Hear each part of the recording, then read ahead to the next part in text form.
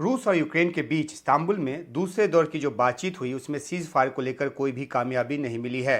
Ukraine के वार्ताकारों के मुताबिक रूस ने जल, थल और नभ में जो 30 दिनों के बिना शर्त सीज फायर की जो बात है उसको फिर से सिरे से खारिज कर दिया। 30 दिनों के बिना शर्त सीज फायर की जो बात है वो यूक्रेन ही नहीं बल्कि अमेरिका और पश्चिमी देशों की भी मांग है। दलील है कि इससे युद्ध को पूरी तरह से ख़त्म करने की दिशा में बात आगे बढ़ाने में मदद मिलेगी, शांति से बातचीत जो है वो आगे बढ़ सकेगी और जो तमाम शर्तें हैं वो तय हो सकेंगी। लेकिन रूस इसके लिए तैयार नहीं हुआ है। बैठक से पहले भी इस बात की उम्मीद न के बराबर थी कि रूस 30 दिनों के इस सीज फायर के लिए तैयार होगा। रूस की दलील रही है कि शांति बहाली हो तो हमेशा के लिए हो और जो इसका मूल जो इसकी जो वजह है उसको ख़त्म किया जाए और तभी संभव है कि शांति स्थापना हो। और उसकी जो मांग है वो मांगे बिना सीज फायर संभव नहीं है। रूस चाहता है कि 2022 फरवरी के बाद से जो भी यूक्रेन के इलाके को उसने एनेक्स किया है, जो कि 4 इलाके हैं, वहाँ जिन पॉकेट्स में भी यूक्रेन की सेना बची रह गई है वो वहाँ से निकल जाए।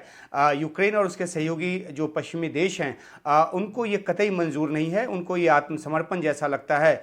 दूसरे दौर की बातचीत में भी रूस अपने इसी रुख पे कायम रहा कि इन इलाकों से यूक्रेन की सेना जो है वो वापस जाए।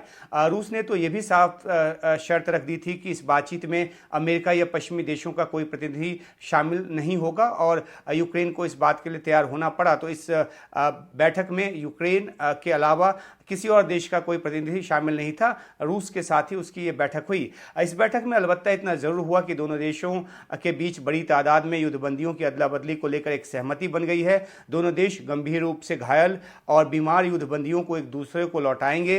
25 साल से कम उम्र के जो युद्धबंदी हैं उनकी भी अदला बदली होगी। एक अहम बात यह भी है कि दोनों देश जो है युद्ध में मारे गए सैनिकों के 6-6 हज़ार शव जो हैं वो एक दूसरे को लौटाने को तैयार हो गए हैं। इसके लिए रूस की तरफ से कुछ युद्ध मोर्चों पर जो कि एक्टिव युद्ध मोर्चे हैं वहां 2-3 दिनों के सीज फायर का प्रस्ताव भी रखा गया है ताकि शवों की जो अदला बदली है वो शांतिपूर्ण तरीके से किया जा सके। इस बैठक में यूक्रेन की तरफ से 400 बच्चों की सूची भी रूस को सौंपी गई, जिन बच्चों को लेकर रूस पर आरोप है कि वो उन्हें ज़बरदस्ती यूक्रेन से रूस ले गया है। यूक्रेन इसे बड़ा वॉर क्राइम बताता रहा है और इन बच्चों की वापसी की मांग करता रहा है, लेकिन रूस ने इस तरह के आरोप को सिरे से खारिज किया है। कहा है कि बच्चों को युद्ध क्षेत्र से इसलिए ले जाया गया क्योंकि उनकी जान को खतरा था और उनकी जान बचाई जा सके। ये भी जानकारी मिली है कि रूस ऐसे 10 बच्चों की वापसी को लेकर सहमत हुआ है। तो सीज फायर पर कोई बात आगे नहीं बढ़ी, लेकिन कुछ ऐसी सहमतियां हुई जिससे युद्धबंदियों की वापसी होगी और 10 ही सही लेकिन उन बच्चों की वापसी होगी जो यूक्रेन की जमीन से रूस ले जाए गए थे।